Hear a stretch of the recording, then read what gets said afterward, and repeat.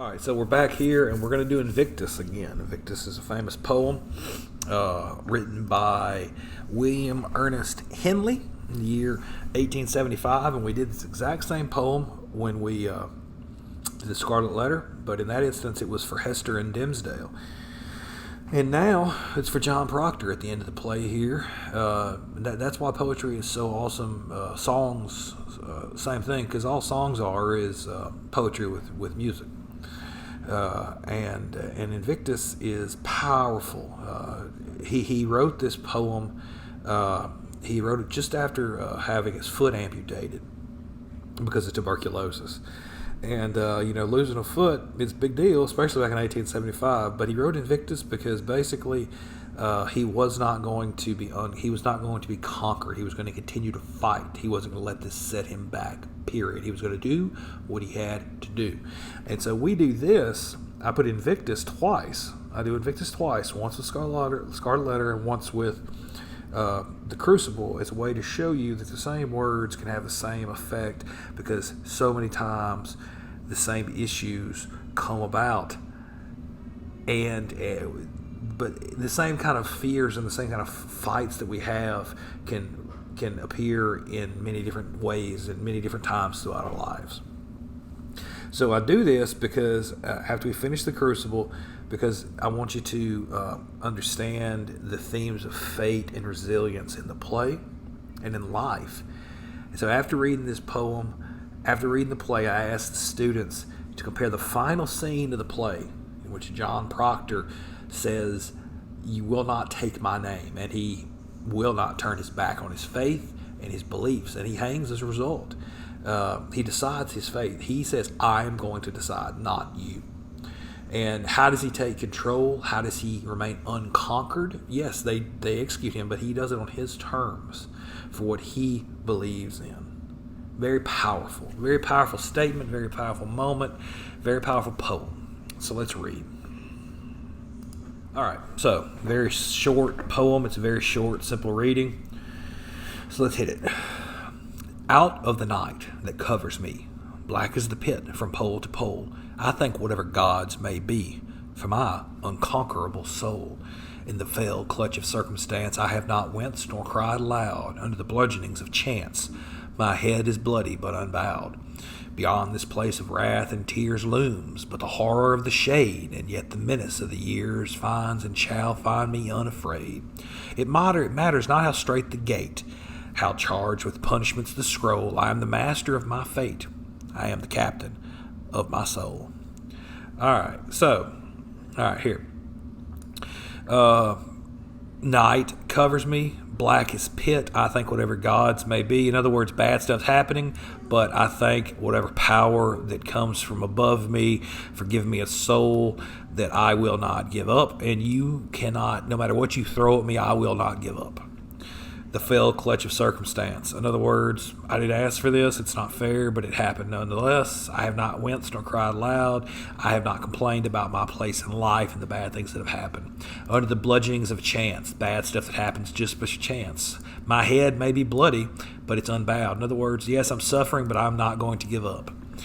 Beyond this place of wrath and tears looms but the horror of the shade. So in other words, in this world, it's tough. It's a tough world, and we really don't know what's going to happen when we die. The shade, we don't know. And yet the menace of the years finds and shall find me unafraid. In other words, no matter what happens in this, no matter what happens on this earth, and no matter what happens in the life after, I am going to be unafraid. It matters not how straight the gate, how charged with punishments the scroll. I am the master of my fate. I am the captain of my soul. In other words, you are not going to defeat me. I am going to rise up, and you will not control me, just like Proctor. All right, questions. Number 1, which of the following best describes the central theme of the text? Well, pretty much it's simple. The answer is C. Resilience is the ability to keep going and refuse to give up. That's what Proctor does. Proctor goes all the way to the grave. He will not give up. He will not turn his back on his religion, his faith, his God, or his principles, period. 2. How does the poem's use of darkness and its imagery contribute to the text's overall meaning? The answer is B. The poem describes night as covering the speaker, symbolic of the adversity or the sufferings he faces. Number 3, the answer is D, undefeated. What does the word Invictus most likely mean? Undefeated. Number 4, now undefeated doesn't mean like, not losing a game. Undefeated here means unbroken, unbowed, not beaten down by circumstance of life. Number 4, the answer to number 4 is A. Which of the following quotes best supports the answer to part A? A, I thank whatever gods may be from an unconquerable soul. All right, now down here, how does the poem's rhyme scheme and meter develop the tone? I don't really talk about rhyme scheme that much and tone meter. That's just basically how long a poem is set up, not the length of it, but like how long the lines are. So up here, it's a very short poem. It's the rhyme scheme. I'm not going to go into it because there's like a set number, but it's 8 syllables per line, and the poem's form is consistent and not elaborate. It's a very simple poem. It doesn't get lost in a whole bunch of stuff. See, short, very short to the point. It's sturdy, it's reliable, it's powerful, it's self-assured. The speaker, he sets his poem up in a way that not only backs up what he says, but it's done in a way to where it's simple and to the point. It's like, there's no point. I'm not going to beat around the bush about this. This is just the way it is, period. Okay, let's go down here to these questions. These are the ones you have to answer on your own. How do you think the author would feel about receiving help from others? I don't know. He doesn't ever talk about that. That's kind of like just what you may think. We apparently see he's a very driven person. We see he's a very set in his ways. He's very determined that I'm going to do this. But just because you're determined that you're going to do something doesn't necessarily mean that you wouldn't want help. I think, though, that this speaker would not seek help. But if it was somebody that he trusted and that he was having an issue and that he loved and that person offered help, he probably would take it. But he's not the kind of person that would seek out the help. He's not a victim. Number 2, in the context of this poem, how does a person overcome adversity? How did John Proctor overcome adversity? Now, you may be thinking to yourself, John Proctor didn't overcome adversity. John Proctor died. And all those people who said, yes, we worship the devil, and they lied and they turned their back on their faith and their principles, well, to them, they would think that he was insane. They would think, I'm the one who overcome adversity, but is lying and betraying everything you are and betraying your faith and your friends and everything. Is that really overcoming adversity? Yes, you get to live now, but what does it mean for who you are? Proctor said, how can I teach my sons to be men, yet I betrayed everything that I stood for? It's very powerful, very, very powerful moment at the end when Proctor decides, when he screams, leave me my name. It gives me chills just thinking about it. The movie is very well done. If you haven't seen it yet, I recommend that you do.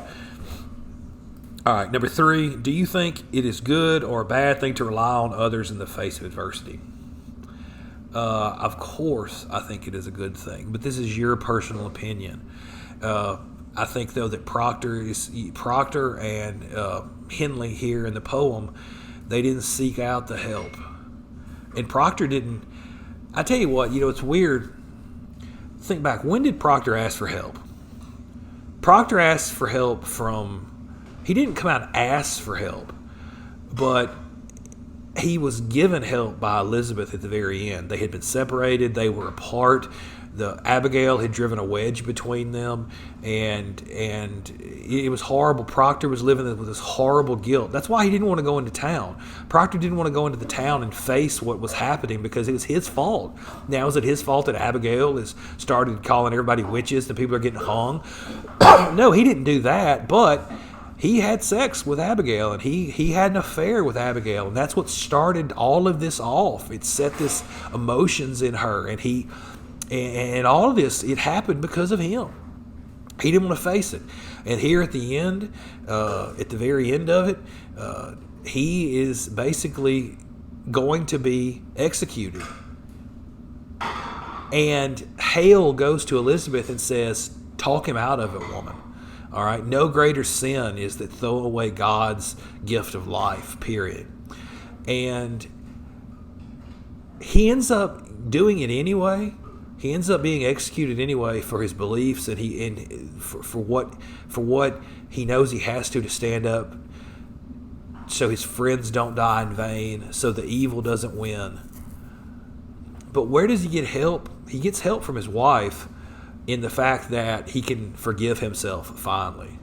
And at the end, the last line in the play is, Hale says, "Woman, go to him, help him." And she says, "He has his goodness now. I will not take it from him." Because she knows he's about to die, but he dies at peace for something better, and he forgives himself. And so that's the help that he got. He didn't ask for it, but help came. It's like in Harry Potter, help will come to those who deserve it, and not only those who need it. And he didn't even ask for the help, but he got it. Number 4, can we ever truly be independent? That's up to you. Do you think people can achieve things in life on their own, or do you think they have to have help? That's just your opinion. There seems to be some tension in the text. The author claims to control his own life, yet he is subjected to the cruelty of chance and feels threatened by the future. Discuss this tension. According to the author, how can we be the master of our fate? Basically, I think here, yes, the author does have bad things happen to him, but he says, how do you be the master of your own fate? In other words, you keep going and you don't let the life beat you down.